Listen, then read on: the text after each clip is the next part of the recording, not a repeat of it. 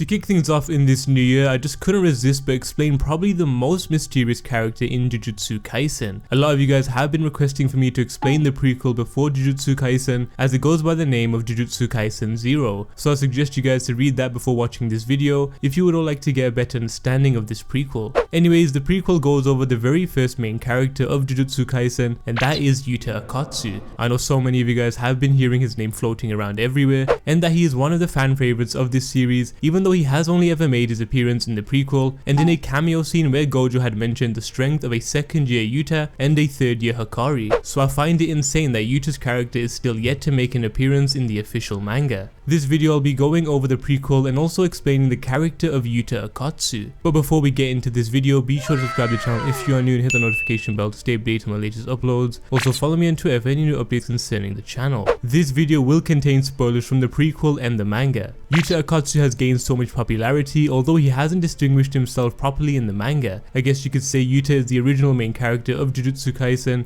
but Akutami had a much more bigger view for this series and blessed us with Yuji. This prequel is beyond intriguing as it reveals a lot behind Gojo, Suguru Geto, and of course the main man himself, Yuta Okkotsu. So without further ado, let's understand the character of Yuta Okkotsu.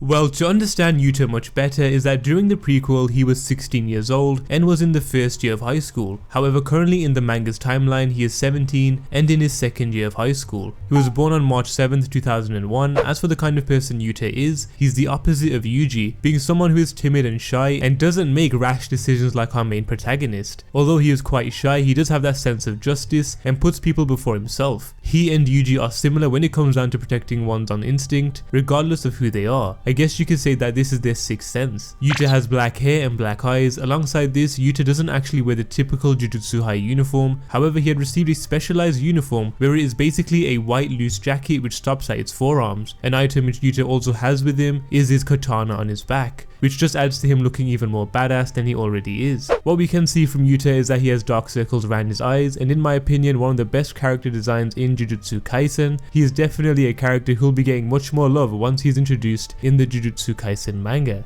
With the fundamentals of Yuta out of the way, let's now dissect the prequel which set the ball rolling for Jujutsu Kaisen, as this prequel goes through the introduction of Yuta and how he became a proficient sorcerer in this series. Like I just mentioned, this prequel is titled Jujutsu Kaisen 0, and it begins with us seeing Yuta in the exact same exorcism room in which Yuji was brought to upon discovery that he had Sukuna within him. Yuta sitting in this room full of talismans, unfazed but with a tired expression. Anyways, it seems as though Gojo was having a conversation with someone about Yuta's case, and it states he's going to be executed in total isolation. That's unbelievable, isn't it? But he agreed to it himself. He's a minor 16-year-old. On the other hand, who knows how many people he'll kill with this curse? Well then, it's obvious Yuta Okkotsu will be held at the magical technical school. We even get to see one of Gojo's earlier character designs. Instead of his current blindfold, Gojo has bandages covering up his 6 eyes. We then move into a flashback of Yuta at his actual school, where it could be seen that he was getting bullied by some other kids, exactly how Junpei got bullied. But the craziest part about this, even though Yuta had his head down, he wasn't scared of the bullies, but frightened that something bad will happen to them. As the bully looks over Yuta, Yuta screams, "You can't come here, Rika." We then notice big hands over the head of the bully as he's confused about what Yuta is talking about. Akutami then adds a date of this event saying, "Record Tokyo November 2016, persistent bullying by classmates led to this incident, in which 4 male students including the ringleader were severely injured." Yuta sitting on the floor in the classroom absolutely terrified, repeating that he was sorry.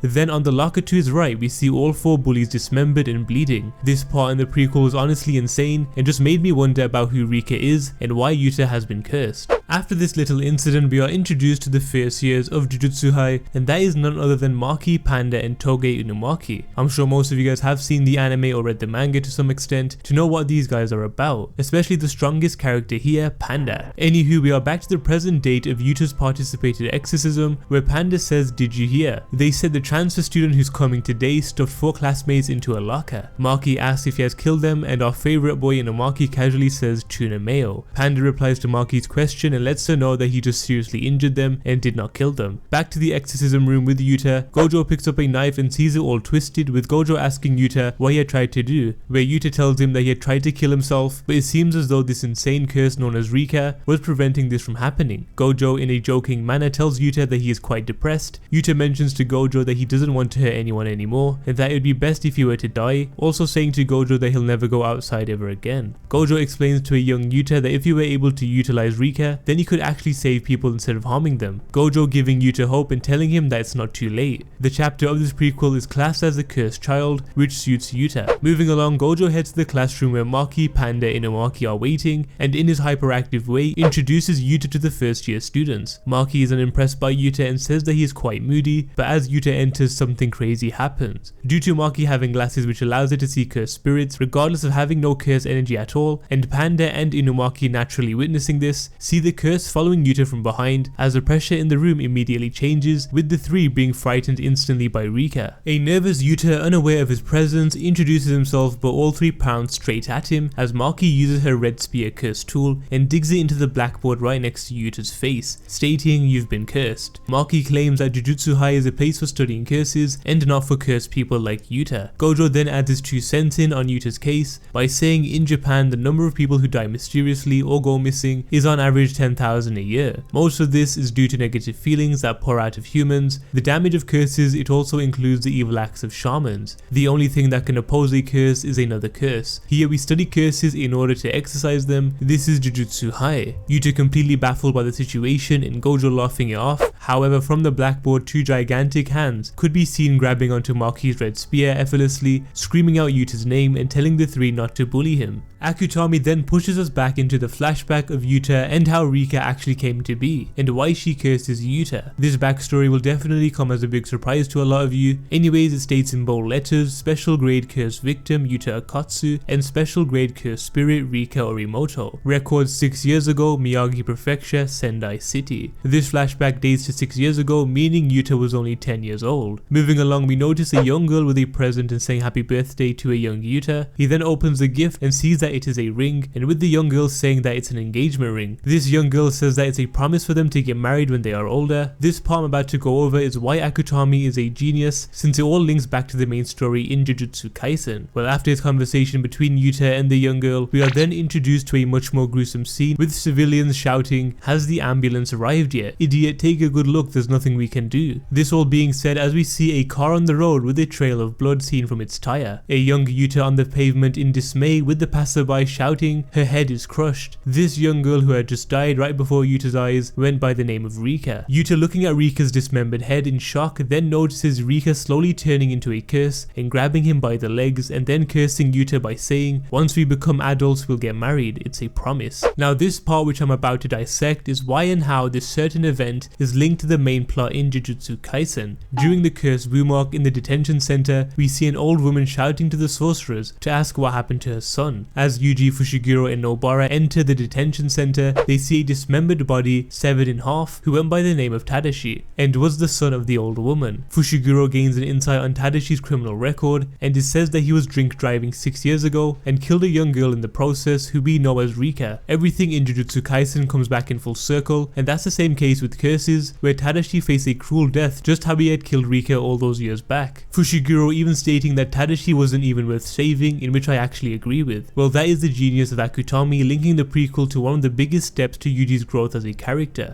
After Yuta's backstory of how Rika came to curse him, we come back to the present day with us seeing a beaten up Maki, Panda and Inumaki, with Gojo saying to welcome Yuta and that he is definitely not someone you'd want to mess with. He also mentions that if they were to attack Yuta with ill intentions, then Rika will activate and come to his defense. Gojo goes on to explain the three to Yuta and how they're all still in their rebellious phase. Gojo declares the first years to have 4 students and that they'll need to pair up. With Yuta being set with Maki, Maki instantly realizes that Yuta was being bullied and that he wouldn't survive if he goes through all of his years in Jujutsu High without a goal in mind. Panda and Inumaki coming to Yuta's defense and telling her that she's said enough. Nonetheless, Gojo assigns both Yuta and Maki to an elementary school where 2 children have been reported missing. Gojo says that there are currently 2 abducted children in the school who have been taken by the curses. Maki mentions that people who have a lot of memories of that specific place tend to become the hotbeds of curses. The basics are then taught to Yuta about how highly populated places that have a lot of negative emotions create curses, thus causing negative energy. Gojo gives a heads up to Maki and Yuta that even if they are dead, they must recover their bodies. Gojo then pulls a curtain down on the elementary school so that the outsiders won't be able to witness the paranormal activity occurring in the place. As Gojo leaves, Maki fends off against the weak curses with just one swoop of her red spear, which amazes Yuta. Maki and Yuta then enter the building with Yuta totally terrified but Maki casually strolling. She takes this time with Yuta to explain the grading system, but when she takes a look at Yuta's ID, it surprisingly says special grade, which catches Maki off guard, and that is when a big curse attacks. Both Maki and Yuta are then eaten by this curse. Upon falling into this curse's body, Maki and Yuta find the 2 abducted children, with one of them cursed and the other child knocked out. Maki then falls to the ground since she was hit on the leg and cursed. Yuta, terrified by the situation, is then asked by Maki why his true goal is, in which Yuta responds with, "I want the confidence to feel like it's okay to live." Maki then tells Yuta desperately to exercise the curse, to which Yuta pulls out the engagement ring which Rika had given him 6 years prior and summons Rika. Rika then absolutely demolishing this massive cursed spirit, with Gojo looking on and saying intense. This is the special grade cursed spirit Rika Orimoto in full gear. Women sure are scary. As Rika kills off the curse, she scarily says, "Do you love me?" During this situation, Yuta managed to carry Maki and the 2 abducted kids on his back, trying his best to keep going further. However, he then sees a memory of Rika with a severed head, telling him to keep pushing forward, which grants him much more motivation to continue.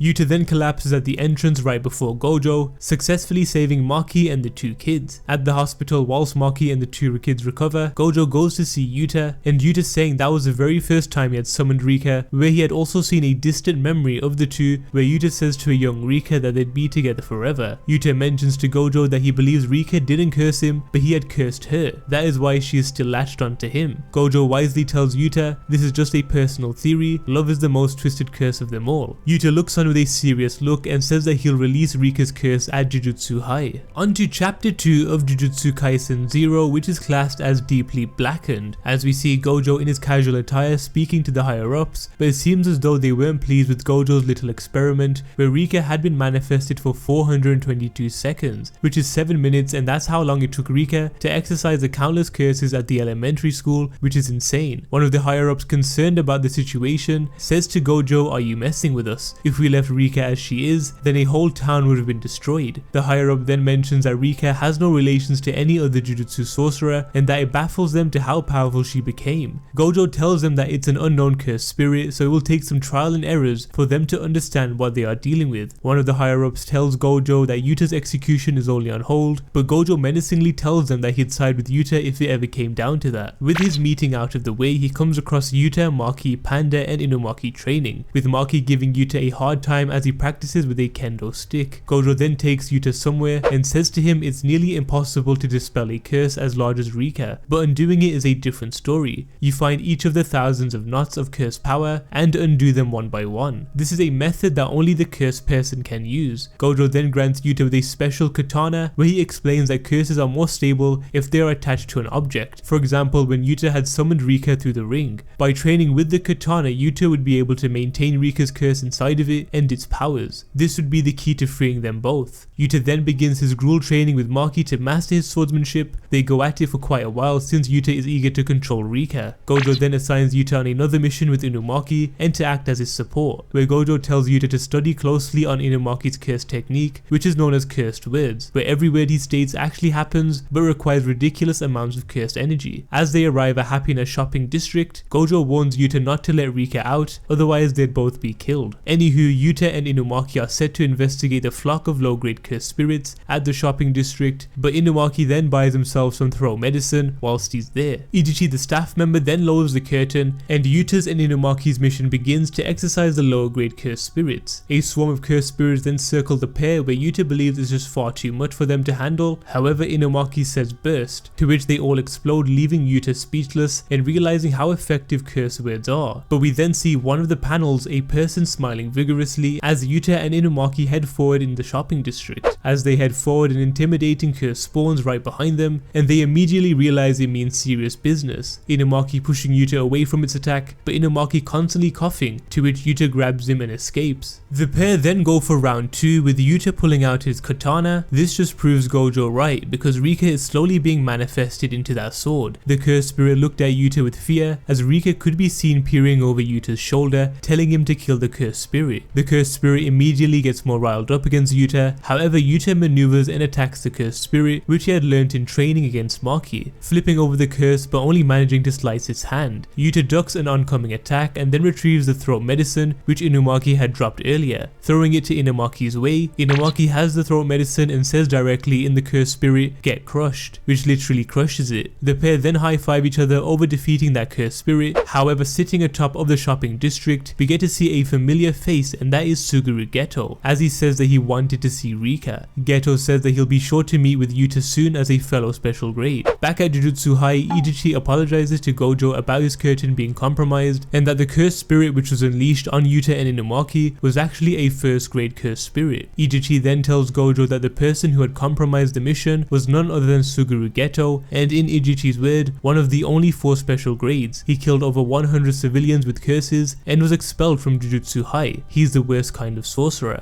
Moving into chapter 3 of the prequel, known as The Punishment for Being Weak, as we see Geto assisting someone who has been cursed, where he then engulfs the woman's curse into his hand and she immediately feels relieved. Her mother then says that Geto is Buddha himself. As they leave, Geto has a disgusted look on his face, saying that they are just monkeys who cannot use Jujutsu. Then a woman who is a part of Geto's group comes out and notices that Geto was spraying himself with antibacterial deodorant since he didn't want to smell like those monkeys. A little context behind Geto is that his ideology was far different to everyone else's, being Gojo's best friend, however was expelled from Jujutsu High due to killing over 100 civilians with curses. He has gathered a following of curse users to support his cause to create a world full of Jujutsu sorcerers. Anyways, back to the chapter. Geto is then approached by one of the shareholders at his temple, but then immediately kills him off because he is no use to him anymore. We are then revealed to the group of curse users which work under Geto, consisting of Nanako and Mimiko, who we had seen in the main plot of the series. As Geto approaches his little faction, he states, "Let's make a paradise of Jujutsu sorcerers," and also that they'd bring down Jujutsu High for starters in order to get his plan up and rolling. We then go back to Jujutsu High with Yuta looking ahead and Panda asking him what's wrong, Yuta replying that he just felt something was wrong. Above them is Gojo and Masamichi Yaga talking about Geto's whereabouts. Then Masamichi Yaga realizing that Geto has arrived at the school, and he then orders for all first grade sorcerers to meet at the front. Geto arrives down with a big cursed bird with Nanako and Mimiko. However, in a blink of an eye, Geto could be seen admiring Yuta right next to his face, surprising them all on how extremely fast he is. Geto attempting to get Yuta on his side by saying that he possesses a great power that could be used for a great cause. Geto then reveals his desire by saying that he wants to kill every non-Jujutsu sorcerer in the world and make a world full of Jujutsu sorcerers. Gojo and the other sorcerers then arrive at the scene with Geto picking fun at Maki, saying that he doesn't need a monkey like her in his world. Yuta angered by this, but Gojo intervenes in a flash, asking Geto why he has come back to the school. Geto replied that he has come to declare war, saying on the 24th of December during the sunset, we shall perform a Hyakiyako. This ritual is known as 100 Demons Night Parade, with Geto carrying on and saying, the place shall be the crucible of curses, Shinjuku, Tokyo, and the capital of Jujutsu, Kyoto. 1000 curses will be released in each place, and their orders will be to kill the trash. Unless you want hell to be painted on earth, then work to death to stop me. Geto is then interrupted by Nanako, who really wants to go to the crepe store, leaving Jujutsu High unscathed. All of the sorcerers then have a massive meeting discussing the plan of Geto, which is going to take effect on December 24th. Ichichi explains to them that Geto is a curse master who uses curse spirit manipulation. Ichichi goes on to mention he can absorb and control the curses that occur naturally from those who are unrelated to actual Jujutsu. It seems he's been rousing established religious organizations and gathering curses from its believers. There's also the curses he's possessed since before. It's possible he's not bluffing about a number as high as 2000. Masamichi Masamita Yaga then orders all of the alumni and Jujutsu clans to prepare for an all-out war, and that this time they'll finally be able to exercise Suguru Geto. We then get to see Suguru Geto walking ahead as he says to himself that if he were to go all out in this war, then he'll only have a 30% chance of winning, but if he kills Yuta and obtains Rika, then he'll have a 99% chance of winning this war against the Jujutsu sorcerers. Geto mentions that the true goal of this ritual is not to summon all those cursed spirits, but actually to corner Yuta and take Rika away from him. As Yuta is in the classroom alone thinking to himself, he is interrupted by Maki, who was excused to participate in this war since she has no curse energy and that she'd be in severe danger. Maki explains the situation and that she had left the Zenin household to prove them all wrong. She also said that she will destroy the Zenin clan, and Yuta happily agrees to join her in succeeding in her goal. He also mentions that he sees her as a very skilled Jujutsu sorcerer and nothing less. But all of a sudden they are interrupted by Suguru Geto, who unleashes a curtain around the entire school. The situation in Shinjuku seems to start riling up, with Gojo at the scene and high-grade cursed spirits all over the place being watched by 2 curse users under Geto's faction. They mention that Gojo is going to be a serious problem and that they are set there as only a distraction so that Geto can obtain Rika from Yuta. Back to the school, Maki faces off against Geto as he says that he has no time for useless monkeys, whereas back to Shinjuku, Ichichi tells Gojo that Geto is at the school, in which Gojo grabs Inumaki and Panda and transports them to the school. Gojo says that he will join them after he deals with the foreign curse users. Once Inumaki and Panda are transported, Geto instantly realizes that someone managed to poke a hole in his curtain and responds that sometimes plans don't always go as planned. Panda and Inumaki instantly attack Geto in a dual combination. However, Geto pulls out one of his special grade cursed spirits on them. The situation then unravels, with Yuta seeing Maki, Panda and Inumaki on the brink of death. Geto and Yuta finally face off, Inumaki using his last breath to tell Yuta to run, seeing his friends beaten to a pulp and Maki with a severed leg. Yuta completely loses it, summoning Rika in her rawest form, which is known as Rika's second complete manifestation. Yuta and Geto vow to kill each other, and that is how chapter 3 of the prequel ends. The final chapter of this extensive prequel to Yuta's story is labelled A Bright Darkness, and we are instantly sucked into the fight between Geto and Yuta. As Geto unleashes baby-like cursed spirits against Yuta, Geto toys with Yuta by unleashing all those cursed spirits against him and states, "Let's use quantity over quality first. What will you do, Queen of Curses?" Yuta retrieves Maki, Panda and Inumaki, and what happens next is insane towards the immense development of Yuta as he manages to use reverse curse technique in order to heal them. However, Rika reacts in a different way by grabbing Maki and saying "only you" with animosity. However, this is where Yuta gains complete control over Rika and says to her, "You have to treat her very carefully, I owe that person a lot." Rika then asks Yuta to forgive him and they both see Geto from down below. Yuta undergoes a massive change in attitude and character, with Yuta pulling an Itachi and looks down on Geto. He then summons a megaphone, in which Geto instantly realizes that Yuta has managed to grasp the curse technique of the Inumaki clan known as curse words, which is something that is near impossible to attain. With a cold expression, Yuta grabs the megaphone and simply says to Geto to die, in which everything in Geto's surroundings start blowing up, leaving him mesmerized by Yuta's ability. Yuta again with a manic expression saying that he will crush Geto to death. Anyways, back to the situation at Shinjuku, Ichichi comes across both Nanako and Mimiko, where he witnesses many of the sorcerers around him hanged. They then talk about how they would do anything for Geto, but they are interrupted by Gojo facing off against the foreign curse user. Gojo seems to be having a bit of an inconvenience due to his rope getting in the way of his technique.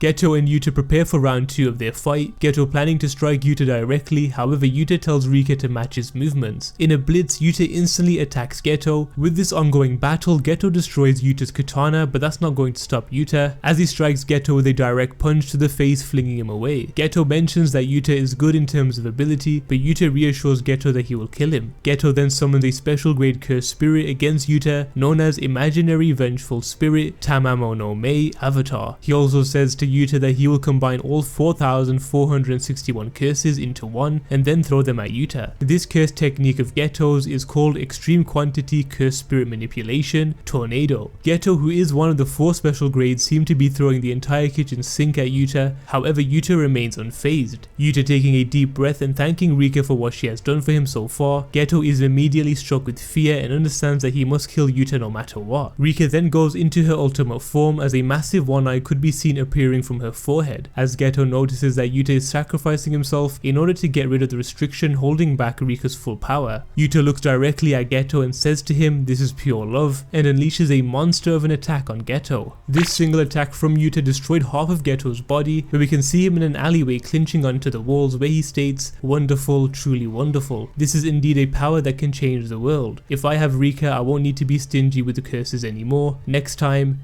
for sure." Geto, completely butchered, comes across Gojo and tells him that he was too late. They then have a conversation reminiscing old times, with Geto knowing he will die by the hands of his best friend. In their school buddy fashion, Geto laughs and tells Gojo to at least curse him till the very end. So from this point of view, Geto was indeed killed by Yuta and Gojo. Back to the school, Yuta is awoken by Maki, Panda and Inumaki. He realizes that they've all been healed except for Panda's arm, who can easily get it fixed since he is a corpse puppet. Rika's curse is then seen looking at Yuta, and her getting angry that Yuta will have to die as well since he let go of her restriction. However, Rika's cursed spirit form disperses back to what she looked like as a child, Yuta and the rest completely baffled. Gojo then arrives and says boldly, "Dispelling complete." Now this part is where Gojo reveals something about Yuta which surprises us all. Gojo tells them, "That theory you had, Yuta, I thought it was interesting, so I ordered an investigation of your ancestries. We had finished Rika a long time ago, but there was a merit looking into Yuta as well. And then lo and behold, you were a descendant of Sugawara no Michizane, meaning you're a super distant relative of mine." As for who Sugawara no Michizane is, Maki mentions that they are one of the 3 greatest Japanese vengeful spirits, who is a super big time shaman as said by Panda. Gojo lets Yuta know that he was the one who had cursed Rika all along. Yuta breaks down and hugs Rika, where Rika smiles and then moves on. The lengthy prequel then ends off with Yuta and Gojo talking to each other about how Geto would have come to the school either way, whether Yuta was there or not, so it wasn't his fault. Gojo then gives Yuta back his ID card which Geto had, and that is how Jujutsu Kaisen 0 ends. Currently in the Shibuya incident arc in Jujutsu Kaisen, Yuta seems to be studying abroad, thus why he is not there yet, and he is yet to make an official appearance in the Jujutsu Kaisen series. Well, that was the story of Yuta Okkotsu. I hope you guys enjoyed this lengthy recap about a character who hasn't been introduced into the main series yet, but still being a fan favorite amongst everyone. Yuta's character throughout this prequel is very intriguing, going from a fearful introvert to someone who gained massive growth as the prequel went on. He was literally scared of going into the elementary school, but now he faced off against Suguru Geto, who unleashed all of his cursed spirits on him, however Yuta remaining unfazed and being the main reason to Geto's ultimate defeat in the series. As for Yuta, my expectations for him are high once he makes his return to Jujutsu Kaisen, easily being in my top 3 favorite characters of this series. Since Yuta hasn't been introduced yet in the main plot, I would genuinely love for Yuta to make his return in this current arc and help everyone out in their fight against Geto, once again going up against the person who he had killed. Right now in the manga, it's the perfect time for him to make his return and blitzing the remaining cursed spirits, but that is all up to Akutami at the end of the day. They were genius in creating this prequel and just adds to that roster of immense characters in the series. Anyways, when and how do you guys think Yuta will return in Jujutsu Kaisen? Like I mentioned, I'd love for him to return in this current arc and showing off to everyone why he is a special great sorcerer. But anyways, be sure to let me know your thoughts in the comment section below. As always, I hope you all enjoyed this video. Be sure to like this video and subscribe to the channel if you are new. I'll see you guys in the next one.